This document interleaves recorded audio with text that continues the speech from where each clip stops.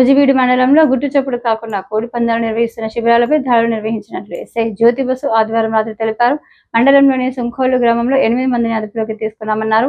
వారి నుంచి 9,150 రూపాయలు, 2 కోడి పుంజులు, కత్తులు స్వాధీనం చేసుకున్నామన్నారు. ఎనమదల 7గురిని అదుపులోకి తీసుకుని 6,750 రూపాయల నగదు, 2 కోడి పుంజులు, కత్తులు స్వాధీనం చేసుకున్నట్లు వివరించారు. సమాచారం ఏమైనా ఉన్నా కానీ ఇమీడియట్లీ పోలీస్ వారికి మాకు ఫోన్ చేసినా 112 డైల్ నెంబర్ 112 కాల్ చేసినా కానీ దాని మీద ఇమీడియట్లీ యాక్షన్ తీసుకోవడం జరుగుతుంది. అలాగే సమాచారం ఇచ్చిన వాళ్ళ వివరాలను కూడా గోప్యంగా ఉంచడం జరుగుతుంది. కాబట్టి మండలంలో ఎక్కడైనా కానీ ఎవరైనా కోడి పందాలు, పేకాట్లు ఇలాంటివి జరుగుతున్నాయనే సమాచారం ఉంటే ఇమీడియట్లీ పోలీస్ వారికి తెలియజేయవలసిందిగా తెలియజేస్తున్నాం.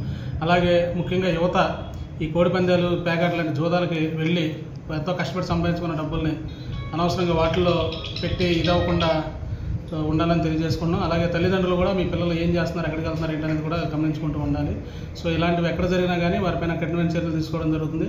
అలాగే నిరంతరం మా ఎస్పీ గారు కానీ, డిఎస్పీ గారు కానీ, ఈ సిఐ గారు అందరూ కూడా ఈ విషయాల మీద ఎప్పుడు మాకు చెప్తానే ఉన్నారు. దీనిపైన కఠినమైన చర్యలు తీసుకోవడం జరుగుతూ ఉంది. అందులో భాగంగానే ఈరోజు